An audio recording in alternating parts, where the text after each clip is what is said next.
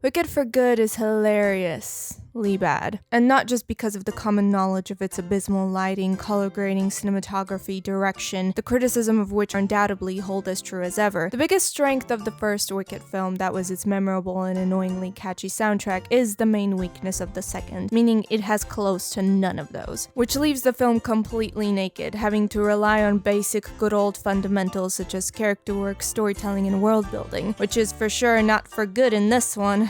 Because the script literally has no intricacies or nuance to it, it compensates by having characters make the most broad, repetitive, general hyperbolic statements and observations about the people of Oz, the world of Oz, the animals of Oz, the Wizard of Oz, without ever showing or exploring something they never wrote in the first place. It leaves the world building hollow, its politics confusing and questionable, resulting in character motivations that are completely nonsensical and hyperbolic. We just have to trust the dialogue that people of Oz are victims of the propaganda, the wizard is evil, and animals are in grave danger, but the actual screen time of any of that happening is just taken up by the sleep-inducing love triangle. Well, more like a rectangle. Which is very sad to say because the concepts of propaganda, mob mentality, political polarization, and animal cruelty are the most personal for me specifically, and I was rooting for the film to succeed in its depiction of it, but the depiction never came. The performances are a huge downgrade in comparison to the first film, which is kind of funny to say considering that they were both shot simultaneously,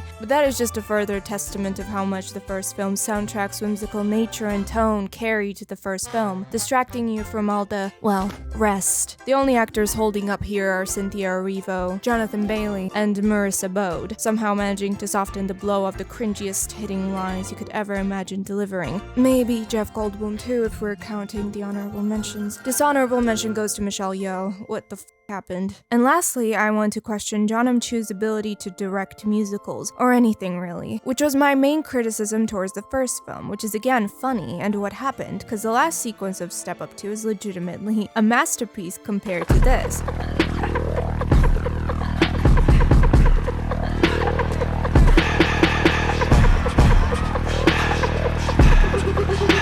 The way Wicked is shot sometimes feels like the films are trying to sabotage their own musical numbers, and inspired abysmally blocked extreme wide shots in the most intimate moments and close-ups during the most unremarkable ones, downplaying the emotional intensity of the performances while also somehow managing to minimize the grandness of the sheer scale of the fantastical orchestral pieces playing in the background.